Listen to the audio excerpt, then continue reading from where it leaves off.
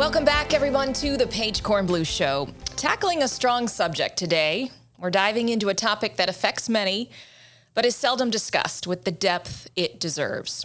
Navigating divorce and rediscovering yourself in the process. Divorce, can be a challenging and emotionally charged experience, often leaving many of us feeling lost or uncertain about our future. But it is also an opportunity for profound personal growth and transformation. Many of us aren't sure how to process it all, where to begin, where to turn, what to do at many different points in the process. So today, I phoned a friend. I'm joined by Just Answer mental health expert Jennifer Kelman. She's provided online support to those in need for many years. She's also a licensed clinical social worker with a private practice specializing in relationships, parenting, and children's mental health issues. Welcome, Jen. Hi, Paige. I am so glad that I was the friend that you decided to phone about this. As you said, sensitive topic, but not a topic that we should really put on the back burner. It needs to be discussed because it's okay to be vulnerable. It's okay to feel what we feel about it because that's how we're going to get through it. But if we don't talk about it, things are going to be much more difficult. Absolutely. I was going to say, you can take it from here. I'm out. But this is a podcast episode, a story, if you will, that I've wanted to bring into my sphere and cover and talk about for a long time. I just have kind of recently started more on paper and in the podcast space, but because there's so many thoughts that come in and out of my head, right? As all of us who've gone through it, and am I going to say it right? Am I going to express this clearly? And so having someone like you who is a professional in this space and deals with a lot of us who are dealing with divorce, thank you. Yeah. It's my pleasure. I mean, I come from the space of everything should be spoken about and that D shouldn't be the new scarlet letter, that it's okay if you've been through a divorce. It's going to be tough, possibly, but there is a way to get through it. And again, I'm going back to what I said earlier, that if we don't discuss things, that's when things become more difficult. And I know that this is a sensitive topic because it's a sensitive space in someone's life if they are going through a divorce. But with the proper support and hand-holding, one can get through it okay. In addition, so can children. And that I know I might be jumping ahead a little bit and we'll tackle it all, but so many people think that if there are children involved, there is no way that they're going to come out of it unscathed. I beg to differ. There is a way. We'll get into that. Yeah. I'm sure you'll lead me right through that. Yeah, absolutely. I think overall it is such a mindset, and it has to be from every step of the way. And my ex-husband and I have always use the word team. And we are, no matter what, we are still and always will be a team. And we tell that to the kids.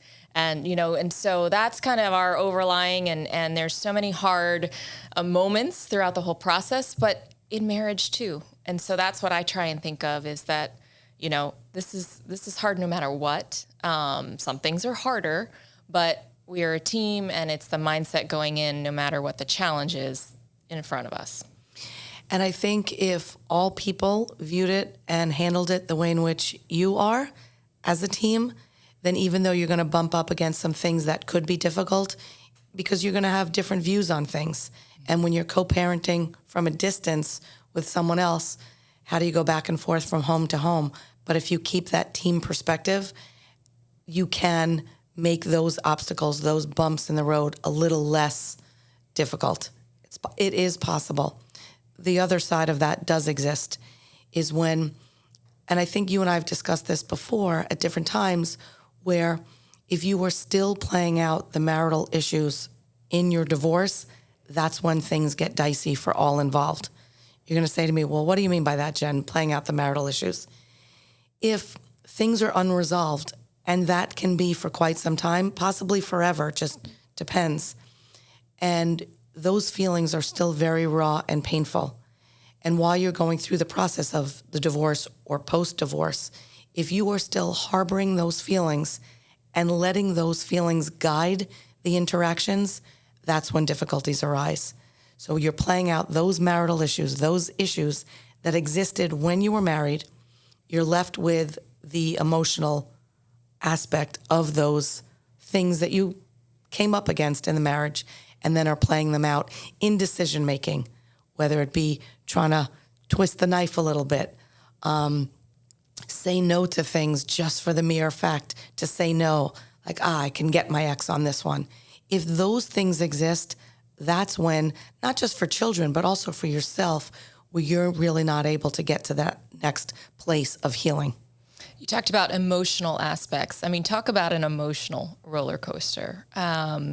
No matter the reason, no matter the cause of the divorce, but what are some of the common emotional challenges that most people face during and after a divorce?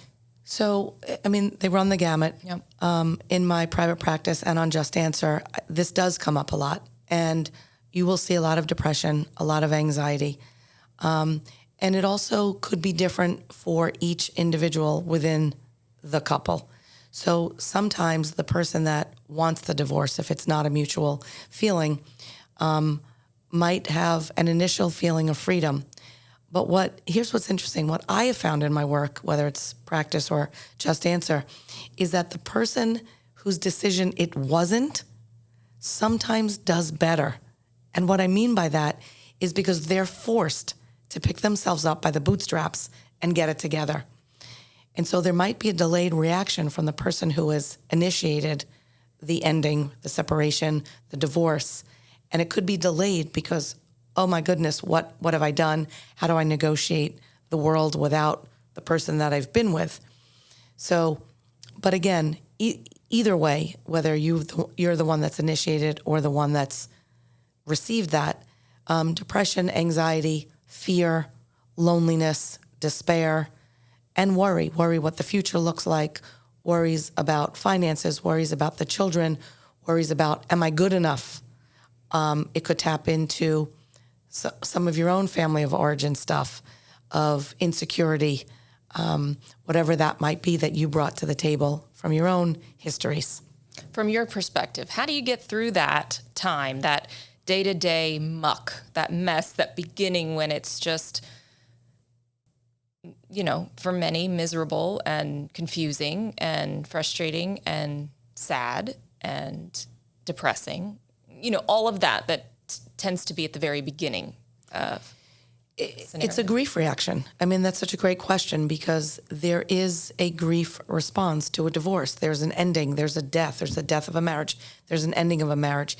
Even if you decide to co-parent and team up, there is still a change.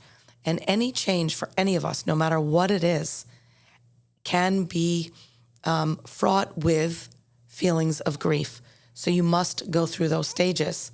And here's what I always say, no matter what grief reaction we're in terms of what the precipitant is to allow ourselves that space. So often in my work, I find people trying to rush themselves through it. I shouldn't feel this way. Things have been bad for a long time. I hate him. I hate her. He cheated. She cheated. Why am I having such a response? Because we're human and we're not robots and we have feelings. And so if we button it up, we're just delaying the response. We're delaying that grief reaction. So how do you get through that muck? By allowing yourself to sit in that muck. Now you're going to say to me, but who wants to sit in that muck? That's horrible. It's painful. It absolutely is. But again, if you don't, you're delaying it and you're possibly making it even worse for yourself when the muck finally hits. So if you're Speedy Gonzalez going through your day and just bulldozing through everything to get through your day and delaying the feelings, it could be harder. So now you might say, okay, well, Jen, what's the option? Lay in bed with the covers over your head on a rainy, beautiful morning like we have this morning with thunder? Maybe. If that's what you need to do, I'm all for it. If it gets more complicated than that, and after a bit you're not able to get out of the bed, then we start to look at things from a different perspective and maybe get different support systems. But you've got to sit in that muck. You've got to not just sit in it, Paige, but you have to be able to verbalize it and express it to those around you so that you can get the support and get through it. It's a stunning event. Let's not minimize it. It's shocking. It's stunning. So let's give it its due. We're going to get to some of those support systems a little later in the show, but I think it's a really great point. You touched on it, but that often, no matter how it was created and established, coming out on the other side, often both of you can be better for it, and often it's something you discover together. I know in our case it was, and we're truly happy for each other, as we move forward in our lives and supportive. I realize that's not always common, but I always want to share that to give some people hope and perhaps a different perspective on divorce. And because it's taken years to get there little by little with a lot of those support systems that we used. But I think you mentioned coming out, and sometimes it'll surprise you who's happier or you both are, and you both find that better space in life at different times. I mean, 1,000%. You said that beautifully. I don't know that I can state it any more beautiful than that. I will add that sometimes the fit isn't right. And sometimes we go into it thinking the fit is right. And sometimes we miss red flags. And red flags, I don't mean from a horrible standpoint, but just sometimes in initial phases of love and endorphins flowing and all this, we might see that the fit isn't there, but we try to force it at times, or we overlook it, or we say we can massage this to be better. And both people can come out of it okay if there is this understanding that, you know what, the fit wasn't right, but that doesn't mean we have to hate each other. It doesn't mean we need to be the war of the roses and go after each other, that we can support each other in the growth post-divorce. And again, if there are children, for the benefit of the children, and come out of it stronger and be that team if need be.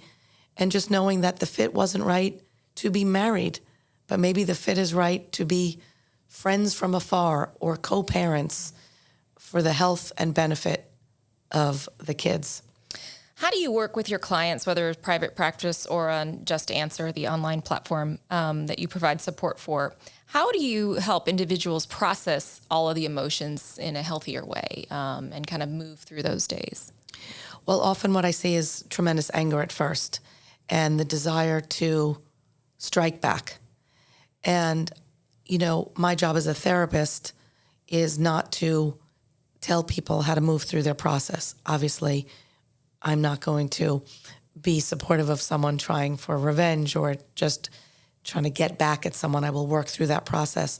But I just really want them to sit in it and to express the devastation that they may feel, the depression, the anxiety. And I do find a tremendous amount of anxiety in people because their life has been suddenly altered.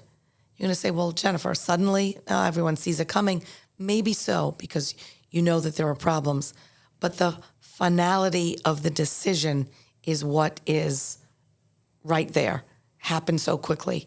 Yes, you might have been bumping along with difficulties in the marriage, in the relationship, in the partnership. But then once you both reach that final decision, that's when I see a ton of anxiety. So I sit with them, hold their hand, and just be available. Because what I have found in my 30 plus years doing this, being available to someone speaks volumes. And sometimes someone on the other side, just knowing that you are there to do the hand-holding, to be that support system, they can get their sea legs back and put one foot in front of the other and get out of that bed and pull the covers off and see possibly a brighter day. You've talked about self-loathing. Explain that a little bit in this capacity.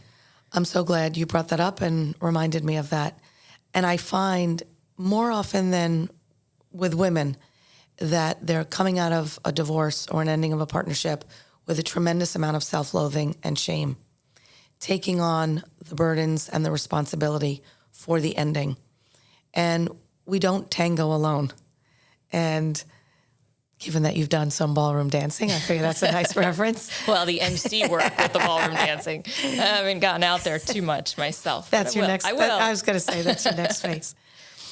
That in any relationship, friendship or otherwise, it's never just one thing. It's never just one person. But I do find that women are carrying the shame of divorce around a bit heavier than men. That's not a scientific study. It's just what I've seen in front of me, real life study in front of me. And self-loathing, which is carrying around that burden and taking it on, that there must be some deficit within, that individual has done something wrong, that there's something wrong with them, that they couldn't hold on to their marriage or hold on to their man if their spouse, partner has been unfaithful. And so they walk around with this shame and self-loathing, which of course needs to happen so that we can address it. If I don't know about it, we can't address it. And then we need to rebuild that self-esteem. There's a self-esteem hit no matter what. I think for all people, I think men might wear it a little closer to the vest than women. But if we can work through that shame and self-loathing, I think that's where the next steps happen in terms of rebuilding oneself. And I feel like we carry the burden on all things way more, and with kids, with family, with work, we just allow it to pile up. And so, of course, in this case, we're going to feel heavy there. And what's interesting about what you just said about carrying the burden, and yet we as women still never feel like we've done enough. And that is also true with the ending. Because if we had just done something different, if we just did something better, more, then maybe the marriage wouldn't have ended. Maybe I could have held on to things a little bit better. And so when you just said that, I was thinking, isn't that so unempathic toward ourselves? We place this burden on how much we're supposed to do. And I was thinking about it as well this morning. So here we have this pouring down rain, thunderstorm. I had a pipe leak in the house, but yet I managed to get the kids to school, breathe, meet the plumber at the house, still get here on time. But my mind was transported, knowing what we were talking about, to, wow, what would that have been like if I didn't have a spouse and I was on my own? What burden would I feel? Would I be feeling more stressed, more anxious, more, Calgon, take me away, for the old commercials back in the 70s. Yes, you would, Jen. And I'm going to tell you, yes, you would. Because as a single mom, you feel like, but I'm always like, I can do this, and I'm going to do this, and I'm going to make it work, and I'm going to lean on those who I need when I need to. But what about those moments where you are so burdened and you don't feel like you can lean? And that's important, because I don't want to just give this Pollyanna view that everyone's got a support system. Everyone's got their girl pack. Everyone's got a community. What about the people, not just women, that are out there that don't feel that they can reach out? I don't want to be a burden to my friends. They're tired of hearing this. Those people are suffering alone, and those are the people also that I want to reach today, because we can just simply say, sure, reach out. And I hope that there are those support systems. But in the event that there aren't, or that they do exist, but the individual doesn't feel like they can or want to at those moments, that's where the anxiety and the overwhelm can play itself out. That's when you feel so lonely, right? I know, even I have the best tribe in the world, and they have families too. They can't come to the rescue all of the time. And the couple are right down the street. I can't call them all of the time. They're a phone call away. And they'll rise. But it's right. what you do. It's weird. There's that self-loathing piece. And you're going to say, but it's not self-loathing. But there's that self-monitoring piece. I can't. I shouldn't. I'm a burden. Okay, so You have family states away. You have, sure, you have a therapist, but they're not in the office at this moment. They don't take a phone call like Just Answer can any time of the day. Or you don't have the money to, lean on those types of sources. What do you say to those who are suffering and don't feel like they have a place to go in that moment? Yeah, it's perfect. We need to address that. That's the beauty of Just Answer, right? That you can get someone 24/7. Especially if you're having difficulties financially, because it's quite affordable on Just Answer, and you can request someone. So I've been working with the same people since 2012. They keep coming back and requesting me. So there is always that. But for, closer, whether it's family or friends, your tribe is close, I would say that remove that internalized piece that you can't and just do. Because if they are that close to you, and if you've called them 1,000 times in the last 48 hours, I don't think 1,001 is going to push them over the edge and say, whoa, that Paige, that is way too much. My bandwidth was 1,000, and she just called me 1,001. I'm out. I doubt it. What they might say is, Paige, or whomever, I love you. I just had a leak in my house. My kids are frantic. The dog just threw up. Give me 10. Mm-hmm. And then okay, they're there. And then maybe at that moment, you're less overwhelmed because in 10 minutes, in 20 minutes, in an hour, you're going to have that. Is it going to solve everything? No, but we're not looking for that. We're just looking for being able to reach out, trust the people you reach out to, and trust that you've placed your faith and your comfort in the right people. And if at the time it's in the wrong area, the wrong person, you'll know that and you'll say, okay, maybe they were a bit burdened. Maybe it's too much for them. But again, don't turn to the self-loathing piece. They've reached their limit. That's okay. There are others that don't. Right. That good friend from work or, right. The neighbor down the street right. who always wants to help, but you never let them, all of those ways. Financial toll. It's, I feel like a divorce puts both sides into a whole new financial world. We know that money causes stress, anxiety, all the things in everybody's life, let alone when a couple splits. How do you I don't even know how to ask on this one, but in the financial space, I feel like that's the cause of so much anger and stress and perhaps people putting off a divorce or perhaps people in a divorce and probably hate each other because of the legalities, the financial situation.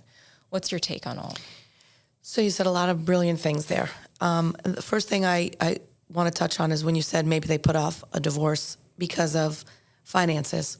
And I've seen that a lot.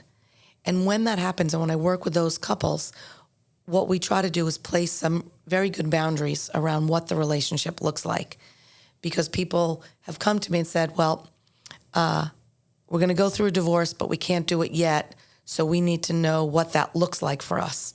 And so I always bring it back to them and say, well, what do you want it to look like? So are you roommates? Are you allowed to date?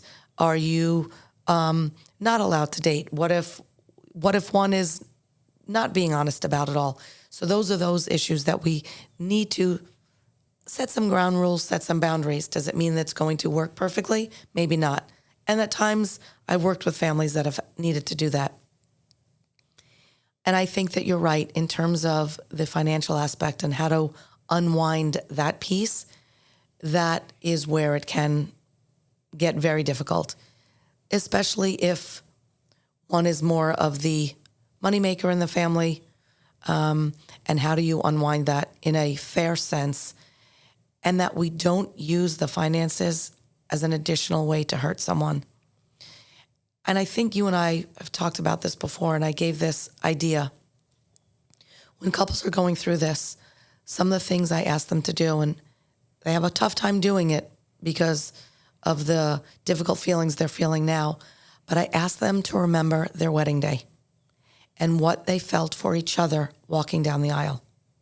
And when they looked out at their family members, seeing the joy and seeing, your spouse's joy on their face when they first saw you in your dress or in your tux or in your deadhead clothing on the beach, whatever you decided, linen on the beach, whatever you decided, but that initial feeling. And I know that couples aren't there, and people are going to say, Jennifer, you're so old-fashioned, Pollyanna, we can't do that, I'm angry, he cheated, she cheated, I hate him. Yes, all those things. I'm not asking you to wipe that away. But if you could negotiate each difficult space, finances, children, with remembering that moment, then maybe, just maybe, you can remember that you did share a great love for one another. And if you do that, then maybe you don't have to use finances or the children as a weapon. And you can remember that you once deeply cared and loved this person so much that you couldn't imagine using those things to harm them. I don't know if it's Pollyanna, but I use that and I try. And I think it's been successful at times. And then I have to go back and remind. Yeah. And I like to look at it too as I'm like, these three little monkeys had nothing to do with where we're at now, you know, and that's a big thing, you know, in our co-parenting process. Right. And keeping everything separate, right? Leaning on attorneys if you bring them in, leaning on a mediator, leaning on those who can help you. And if you go into it with a positive attitude, it can help. Takes a lot. I know. It does. And it doesn't have to. But for some, I know it does. But also, you could also have moments that are free and easy and other moments that are just not free and easy. But it doesn't mean then it's all one way. Things aren't all good or all bad. We bump along. We ride the roller coaster at times. Right. And yes, with children, they didn't have anything to do with it. And so let's keep that as the forefront of our brain as well. Not just what it felt like walking down the aisle, but what you felt looking at each other when your child was born and how happy you felt as a unit. And again, it's not some Pollyanna view that it can be easy. The other aspect is if you go into the marriage with the finances set up as best you can on what it would look like. No one wants to do that work, but sometimes you have to, whether it's a prenuptial agreement or some other type of agreement where it's laid out what might happen so that you can make things as smooth as possible. Does it mean that it's ironclad and that other things might come up? Things have changed, finances have changed, and things need to be looked at again? Possibly, for sure. We touched a little bit about the kids, and I think that's a really important thing to kind of pull out. So we're going to take a quick break, and when we come back, are the kids okay? Are the kids all right? Navigating the challenges of co-parenting, keeping their worlds intact and secure during and after the divorce. We'll be right back. Welcome back, everyone, to the Paige Kornblue Show. Just Answer mental health expert and licensed clinical social worker Jennifer Kelman joins me as we dive into the world of divorce, getting through it, navigating it for you and for those around you, all of the folks around you, the littles, the not so littles, the friends, everybody. It affects everybody. It's hard on everyone. And first and foremost, are the kids okay? Will the kids be all right? Jennifer, this is a big one, right? And often our heaviest load in the whole divorce process. Definitely right. The heaviest load with worry, pre-divorce, pre-discussion about ending things. And again, not from a scientific standpoint, but just stuff that I've seen. What I have found over my 30 plus years doing this work is that the kids can be all right. It is not the act of the divorce per se that makes it hard on them. It is how the space is negotiated during and afterward. I'm not saying that the kids aren't shocked by divorce. I'm not saying that kids don't want their parents to remain together and that they aren't sad, depressed, possibly anxious at the ending. But that can either be helped or further hurt by how the couple moves through that dance. And if they are using the children as a weapon and what I mentioned earlier, to play out the marital issues through that process, that's when the kids aren't all right. They can be all right after their grief process, which of course we can't rush. We can't just say kids are resilient. I don't know if I've sort of discussed that piece with you before on the word resilient and children. I have always been against that quick quip of kids are resilient, because that's a blanket statement that I don't know that that's true. But we've placed that on our children. Oh, kids are resilient. A child at a playground falls on their head. Oh, they're resilient. They'll get up. Look, they're already back. If we fell on our head, we wouldn't just be running. And so I use that as an analogy. Let's not continue to use kids are resilient as this just blanket statement, because we're missing the kids that aren't resilient. And so, or those that keep things inside. Yes. Right. Beautiful. Mm-hmm. And that don't have that outlet or feel that mommy's stressed, daddy's stressed, I shouldn't be adding to it. So let's not assume resiliency. Let's assume that they will have their own grief reaction. Let's give them their space and time. Just like us as adults, we can't rush it. They're going to go through good moments and bad moments. You might see some regressive behaviors, whatever that is, based on age.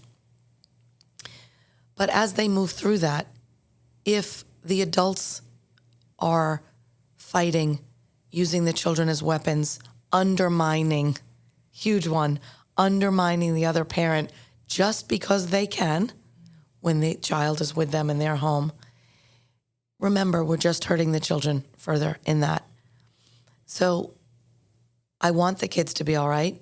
I want them to have a place to be able to express their feelings, not button it up, not rush them along, and also not use them in the process to undermine and continue to hurt and play out their anger issues through the children. Because then, yes, over time they can be all right. What are your top tips in the co-parenting space? I mean, if you were going to give us a few bullet points, things to remember. So remember that you're going to have different styles about things, but that existed when you were married as well, right? Someone might be more of the disciplinarian. Someone might be the, no, let's go for ice cream before dinner, and you've got homework. Who cares kind of parent. Right. Those get highlighted, though, in divorce. So the first tip is to remember that you have different styles and not to fault the other one for that style. And maybe as you move through that process, be able to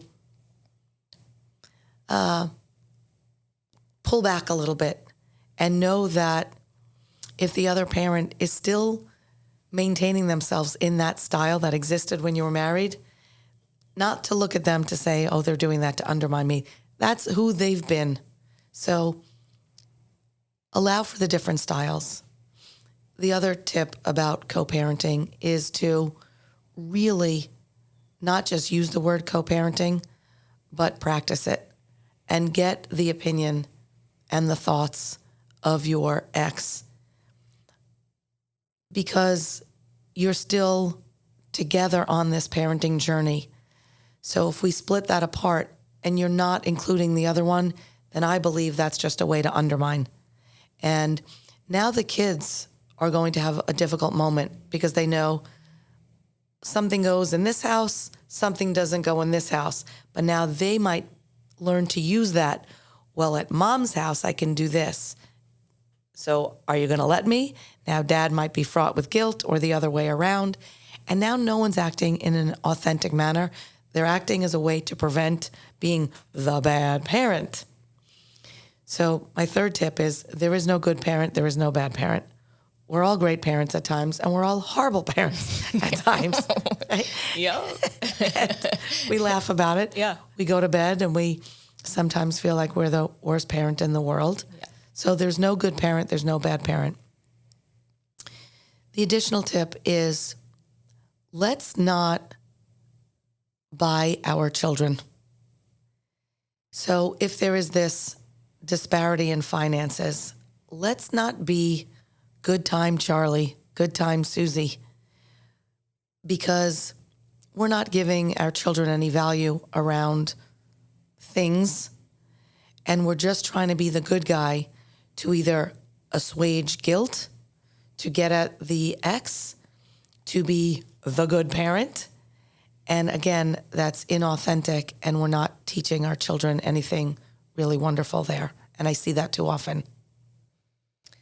Yeah, I think that's all of those pointers are extremely helpful and like play on repeat, right? And I'm sure there's a million more that, of course, we could always get to. Like, I'll go home later and say, oh, I missed this with Paige. Well, we'll do a whole nother episode on co-parenting, right? Yeah. I think it's important. Personally, rebuilding your identity. You use the word reinvention. Rebuilding, reinvention, strong words.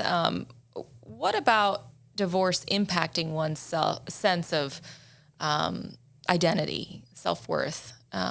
We touched upon it a little bit in the self-loathing, but it's a big part, and one that you can reboot, right?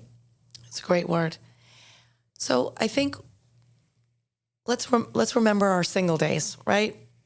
You're gallivanting, you're going out with friends, not a care in the world other than to wake up for work, right? Or school or whatever.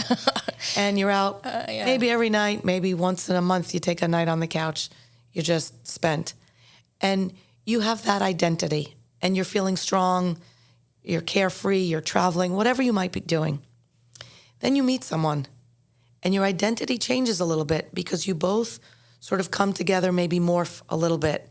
And that sense of who you were in your single life naturally changes as you grow, mature, grow together. And sometimes in marriages, through the marriage, people start to feel that I've lost a bit of myself. I lost who I am. Not that I want to go gallivant and go out to dinner. Some might still be stuck in that. But I think most of us lose a piece of ourselves, and maybe some self-esteem changes within marriages as well. People are going to be, Jennifer, no, not. But if you really look at who you were before and then how you came together, we do lose pieces of ourselves. Sometimes that's okay. Sometimes it's for the better. And sometimes within the marriage, even before divorce, sometimes there needs to be this reinvention. If your self-esteem has taken a hit, or you've given over too much of yourself. If you once were a career person and decided now I'm no longer, all of a sudden you're in a 10-year marriage, you say, where did I go? I had this big career, I loved it. Now I'm, on car line all day, picking up the kids. What happened to me? So that could exist in the marriage. So now let's say we've lost a piece of ourselves or pieces, and now there's a divorce.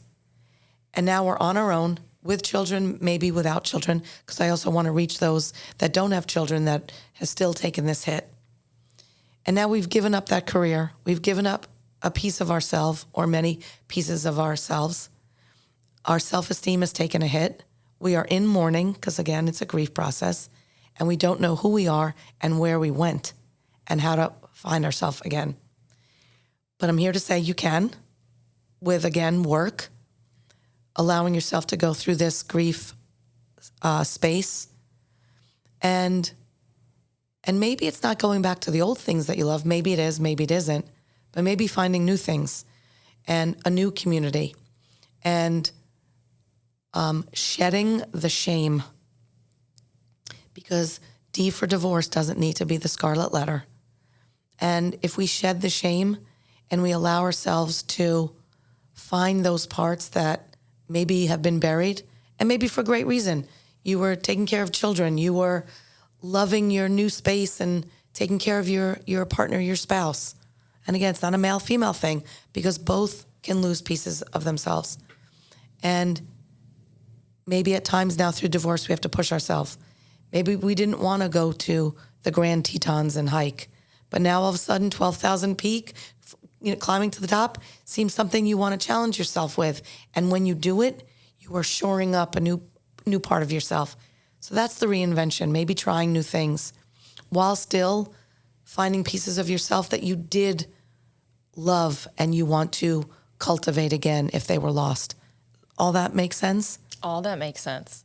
Yeah. And I think, I mean, I have girlfriends who are happily married who are kind of in the moment of, where'd I go? You know, let alone if you go through the challenges of in a marriage, divorce or whatnot, you know, all of those things. So I think it's a tough moment when you stop and you get to that place. Or male, female, you know, wife, husband.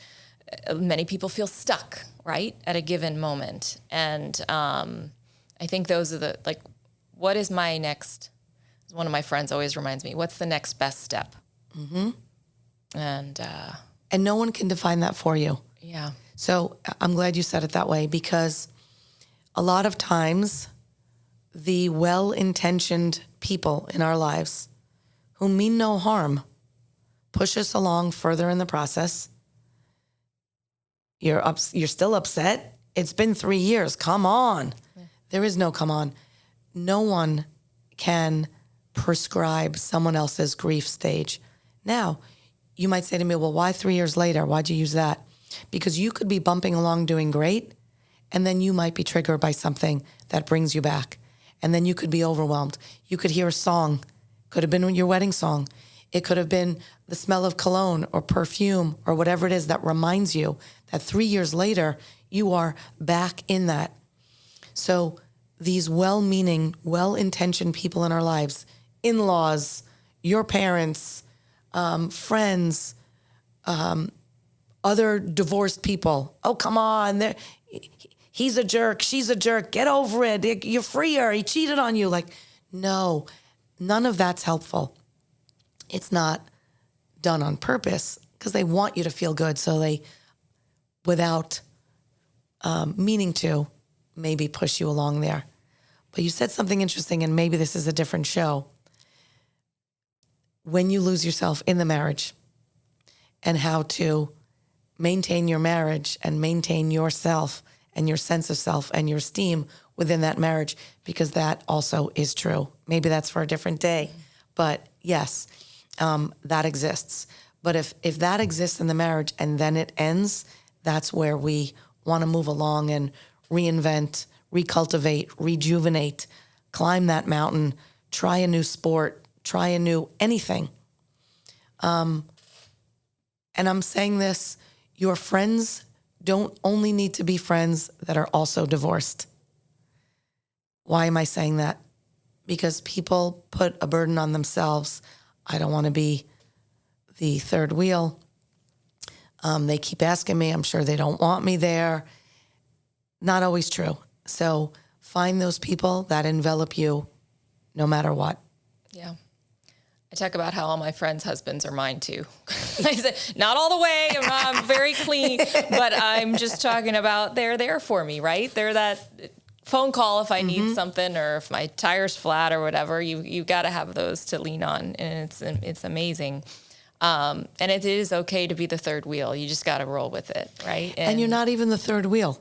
No, you know what I mean? It's a thing that we place on ourselves that I'm sitting here. They must not really want it, and they wouldn't extend themselves if they thought you were the third wheel. When people think someone's the third wheel, those invites aren't coming. No, and sometimes it can be uncomfortable. Everyone's got a couple. Everyone's got, and you're like, oh, great. But, you can be happy in a couple's world. You absolutely can. Yep. It's just shoring up that sense of self, finding yourself again, rebuilding that self-esteem if it's taken a hit, and trudging on a new path that is really without limits, the possibilities. A long time ago, I read something in a book, and I loved what it said. I am so alone and free to do as I wish, and so I will. So now you've got this space, and if you have children, you're not alone, but you are, meaning that you are on this, you can create, you can redesign your canvas. It's totally up to you. But again, I'm not rushing anyone in the process. We need to work through the sadness. We need to work through the anxiety, the depression, whatever might come up. But after that, there is a blank canvas for you to be your own Picasso. And it's so much fun to paint. I'm in the mix of it right now, and it's lots of fun. It's the other side. And I love to hear it. Yeah. Not easy. not easy, but it is. And when you say that, if I might just ask that personal, what's not easy? Well, I think the moments, right? The moments where you feel like, whew, this is a lot without a partner, right? Mm-hmm. Or this wasn't the plan. Excuse me. Or, that's a big one. And figuring out what is and allowing there to not be a plan. And that has been, I think, the most important thing for me to figure out. I'm still discovering a lot of things. Right now, my voice is getting raspy because you're putting me on the spot. I'm sorry. Good timing. No, I am always an open book about it. And I think more and more so lately. I feel like communication is so important. And it's one thing so many of us lack. Talking about it with your spouse, talking about it with your best friend, talking about things, all the things with your kids. And it's just something I'm trying to work on even more, even though it's my profession and whatnot, because it's often the root of a lot of issues. And I don't know, I think the whole discovery phase has been enlightening for me and led me to a very happy place and allowed me to put one foot in front of the other and kind of, I've always said yes to a lot of things, but especially now when it feels right.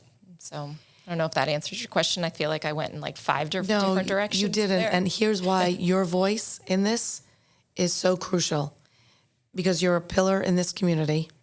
You've been wildly successful in your career.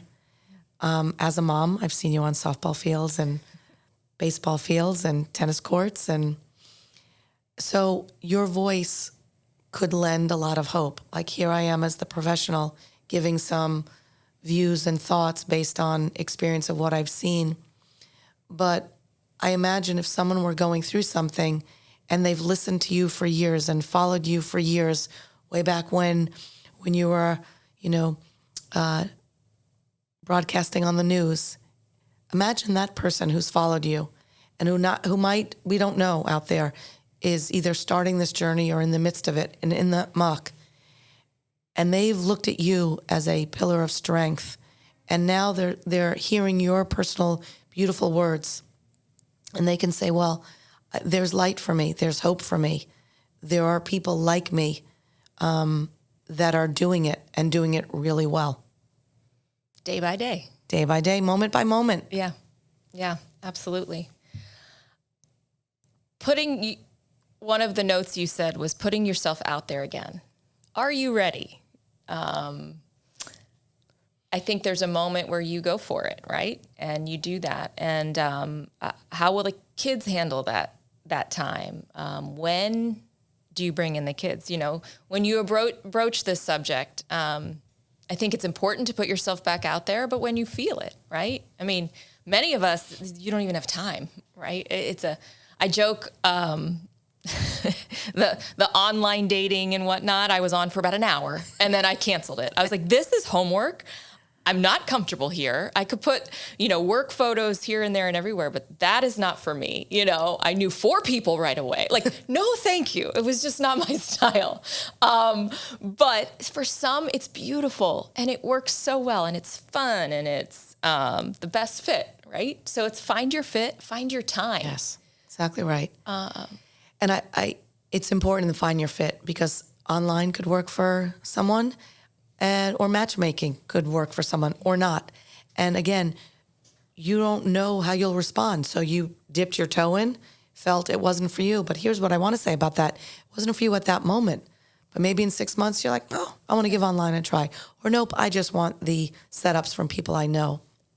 So how do you know when you're ready? You feel it, right? You have that desire to go and possibly have more adult conversation than baseball conversations and softball conversations or soccer or whatever, or homework, whatever it may be. And you might go out and you might say, wasn't ready or totally ready. And then you let yourself be free with it.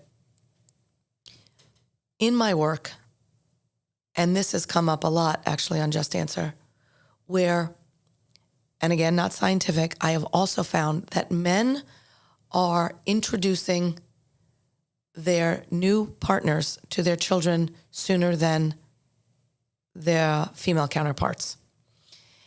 And I just have a hunch or a guess about that. They're excited. They want it to work. So let's bring the kids in immediately because this is my new life and this is how. And I always want to say, let's slow it down.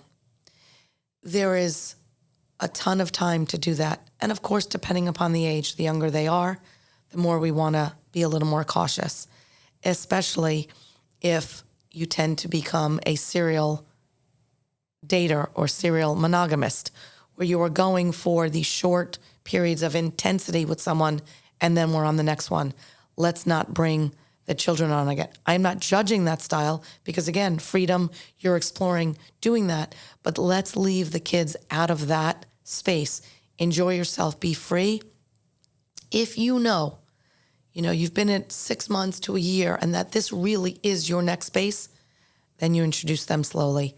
And before you actually introduce them, you start talking about it. Mommy started going on some dates. I went out to dinner with this very nice individual. I'm hoping at some point you will meet them, and we'll just take it slowly as it comes. And maybe you go for ice cream, depending upon the age again, and do it slowly and be prepared for reaction.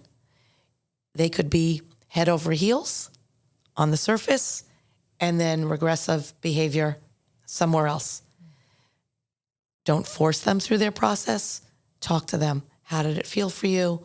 I know it's not daddy. I know it's not mommy. What did it feel like? And just, again, allow for the conversation about it. Very helpful. Very helpful. So. That's good. We're going to take one more quick break. We come back. We're going to talk about some of those support systems and some of the things that both of us recommend moving forward as you navigate the divorce process. We'll be right back. Welcome back to the Paige Kornblue Show. This episode goes there, navigating divorce and rediscovering yourself in the process.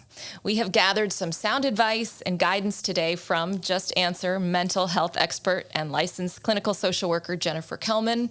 Thank you. So many of the pointers have been invaluable, and there are so many support systems at our fingertips. We've mentioned family. We've mentioned best friends. You learn, I've found over time, what works, what doesn't work. Some things you try, no thank you, and then other things, are amazing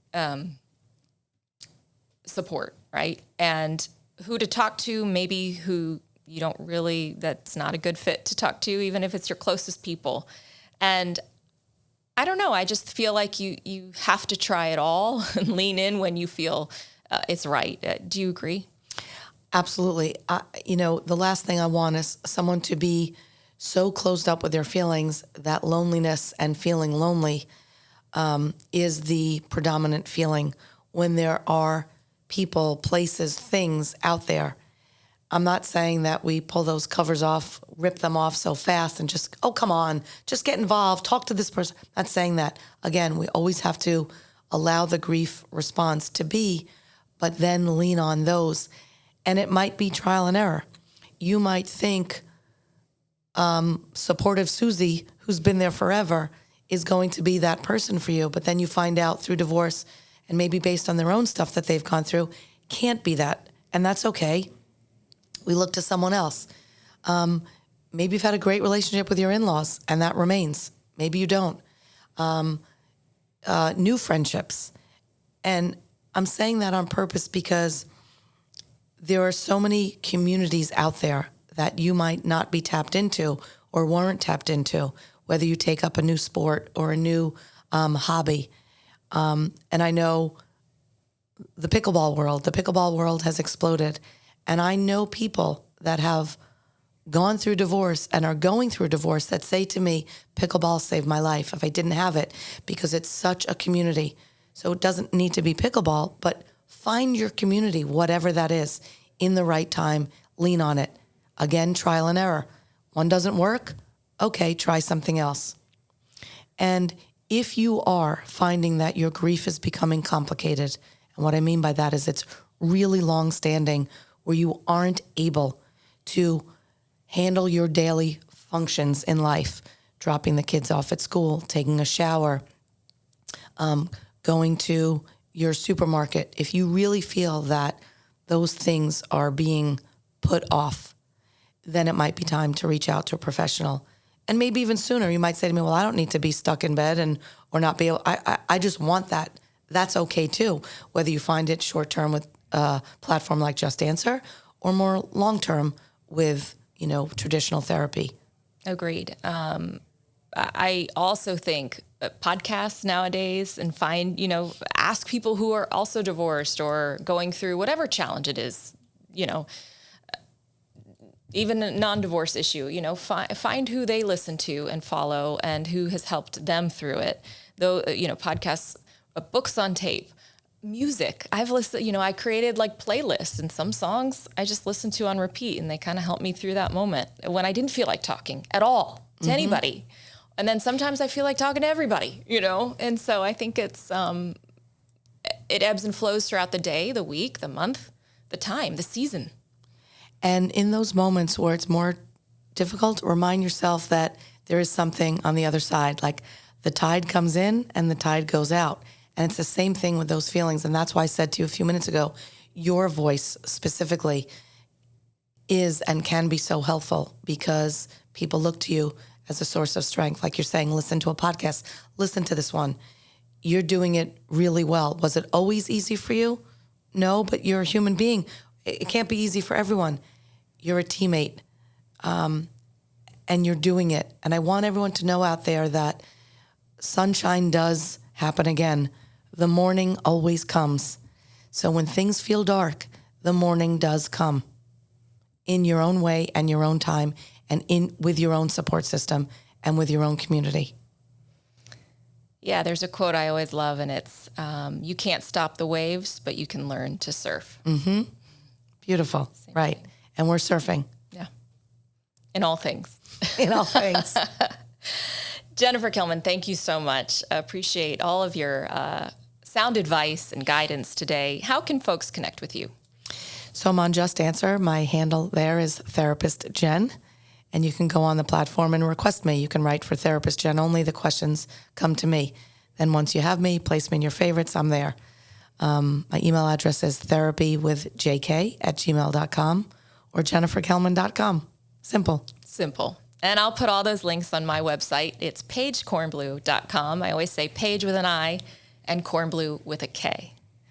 So thanks so much for joining us today and listening. I sure hope this helped you. We are all in this together, all of us. Keep on. And until next time, everybody, cheers.